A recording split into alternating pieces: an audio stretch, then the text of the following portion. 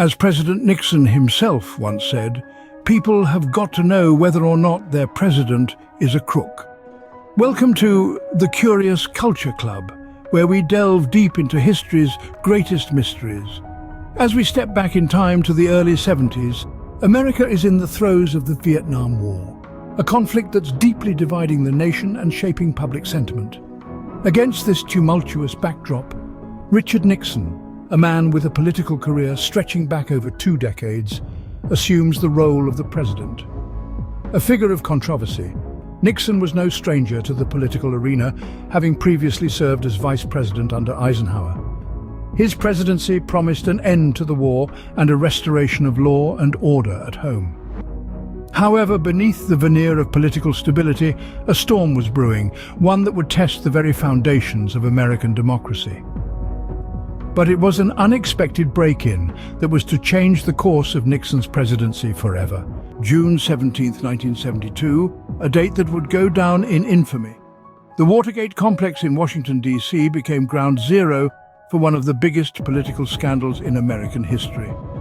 A motley crew, including ex-CIA operatives James McCord and E. Howard Hunt, along with 4 Cuban-American burglars, were caught red-handed in the Democratic National Committee headquarters. Their mission was to plant listening devices and gather intelligence for Nixon's re-election campaign. The media initially treated the break-in as a third-rate burglary, a seemingly isolated incident of political espionage. However, vigilant journalists like Bob Woodward and Carl Bernstein of the Washington Post smelled something fishy. They started joining the dots, digging deeper into the seemingly innocuous event. Simultaneously, diligent law enforcement officers were busy uncovering a trail of money that led right back to the committee to re-elect the president, signaling a conspiracy of larger proportions.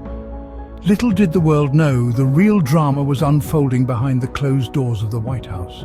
Behind the scenes, the Nixon administration was scrambling. The cover-up had begun. The extent of the Nixon administration's involvement was far deeper than initially perceived. Key figures like H.R. Haldeman, the White House Chief of Staff, and John Ehrlichman, a top domestic advisor, were instrumental in orchestrating this cover-up. They navigated the murky waters of political scandal, managing damage control and attempting to suppress the truth. However, in a twist of fate, the discovery of the White House tapes turned the tide.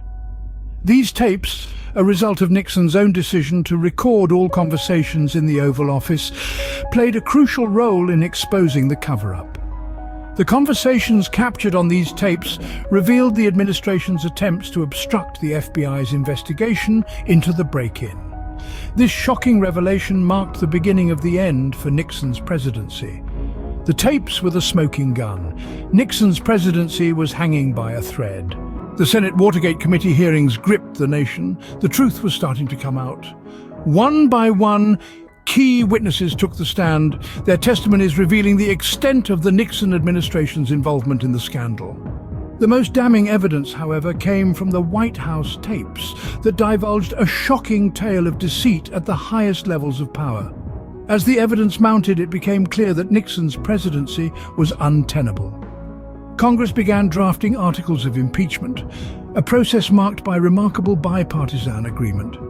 The charges were serious: obstruction of justice, abuse of power, and contempt of Congress. The walls were closing in on Nixon. Realizing the inevitability of impeachment and likely conviction, he made a decision that stunned the world. On August 8, 1974, Nixon announced his resignation, leaving the nation in shock and his vice president, Gerald Ford, in charge. Gerald Ford's presidency began in the shadow of Watergate. The scandal's impact, however, would echo far beyond his term. Ford's decision to pardon Nixon, a move seen by many as an attempt to heal the nation, only served to deepen the public's mistrust in government. The legacy of Watergate was a seismic shift in American politics, forever altering the relationship between the people and their leaders. Public trust in government plummeted, and the media's role in society became more critical. Journalists took on the mantle of watchdogs, their investigative prowess hailed as a safeguard against corruption. The press emerged as a more potent force, their scrutiny feared by those in power.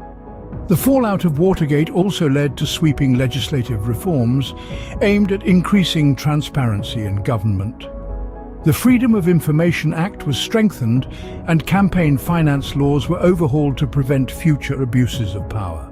Watergate changed the face of American politics, a stark reminder of the power of truth, the importance of transparency, and the enduring resilience of democracy.